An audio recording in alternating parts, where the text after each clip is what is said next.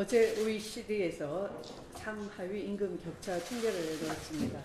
한국의 상위 10% 임금이 하위 10%보다 4.3배나 많다는 내용입니다. 근로자 임금 격차 수준이 미국 다음으로 가장 크게 나타난 것입니다.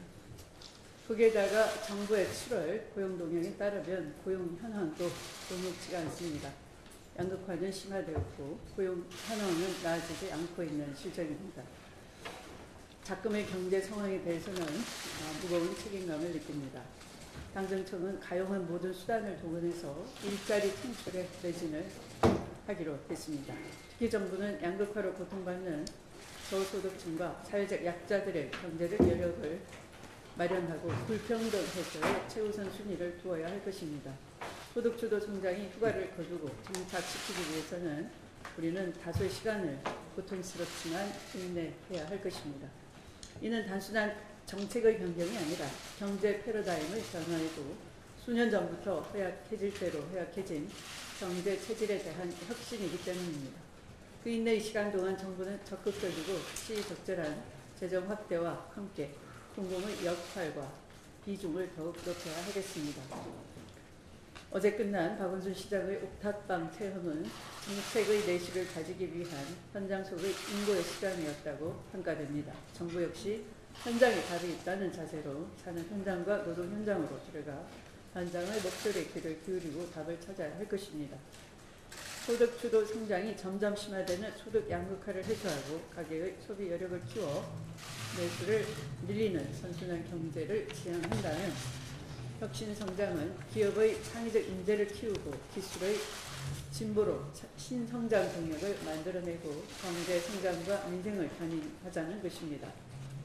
소득주도 성장의 양극화 해소가 없다면 더 이상 인내할 이유가 없는 것이고 혁신 성장에 민생과 일자리가 없다면 공허한 혁신이 구호만 될 것입니다. 저는 개인적으로 커피 바리스타 로봇 같은 누군가 일자리를 빼앗는 일을 혁신으로 포장하는 것은 지양되어야 한다고 생각합니다. 얼마 전 20대 한 대학생이 옷을 벗고 알바를 하다가 감전돼 끝내 사망한 사고가 발생했습니다.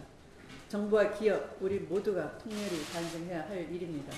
혁신은 바로 이런 안전과 재난, 오지의 원격 진료, 의료 분야 같은 국민의 생명과 민생에 직결된 문제부터 혁신이 시작되어야 하는 것입니다.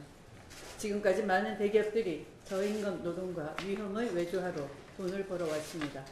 그 돈으로 땅에는 투자했지만 땀에 대한 보상은 소홀히 한 결과가 지금 우리 경제의 성장을 가로막는 구조적 한계가 되어 있는 것입니다. 혁신 성장과 소득 주도 성장은 그 주체와 방식이 대립될 수 없으며 또 어느 하나만을 가지고 경제 성장을 이루어낼 수 없는 것입니다. 혁신 성장과 소득 주도 성장을 아우르는 포용적 성장을 통해 민생과 일자리, 기술의 혁신, 창의적 인재를 키우는 일에 정부와 기업, 정치권 모두가 나서야 할 것입니다.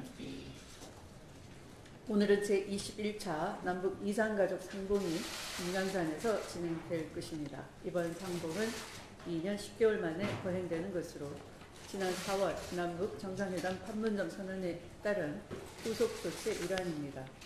65년이라는 기나긴 분단의 세월 끝에 사흘간의 만남은 너무나도 짧고 아쉬운 시간일 것입니다. 그럼에도 가족의 생사를 확인하고 분단의 아픔을 치유하는 의미 있는 시간이 되길 온 결의와 함께 기도합니다. 등록된 이산가족의 절반만 살아계신 그마저도 대다수가 고령인 안타까운 현실을 고려한다면 늦었지만 남북 모두의 결단이 절실합니다. 특히 지금 남북 간 상시적인 대화와 교류의 분위기를 감안해 더 늦기 전에 이산가족 상봉의 장려화를 비롯한 적극적인 방법을 모색해야 할 것입니다. 귀토보갑이라고 하니까 거북에게는 털이 없고 토끼에게는 뿔이 없다는 말입니다. 없는 것을 찾으려 허송세월을 보낸다는 불가의 말씀이 있습니다. 드루킹 사건은 애초부터 특검 사안이 될 수가 없었던 것입니다.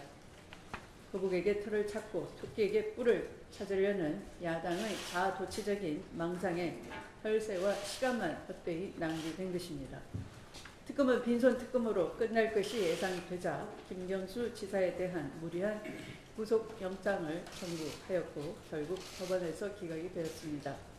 야당의 무리한 정치 공세와 특검의 무리한 영장 청구로 발생한 조정 공백과 별세 낭비에 대해 그 정치적 책임을 묻지 않을 수가 없습니다.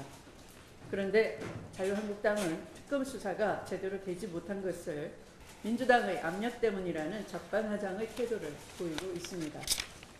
오히려 특검에게 거북의 털을 찾아내라는 압력을 행사한 야당의 책임은 없는지 돌아봐야 할 것입니다. 특검은 외압으로부터 자유롭고 공정하게 객관적인 수사를 보장하기 위해 만든 제도입니다.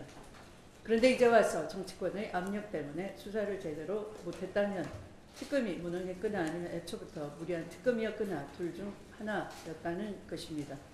구체적인 증거도 없이 오로지 드루킹과 그 일당들의 일방적인 진술에만 의존해 정치 특검, 한탕 특검의 길을 간 허익범 특검은 역대 최악의 특검으로 기록될 것입니다.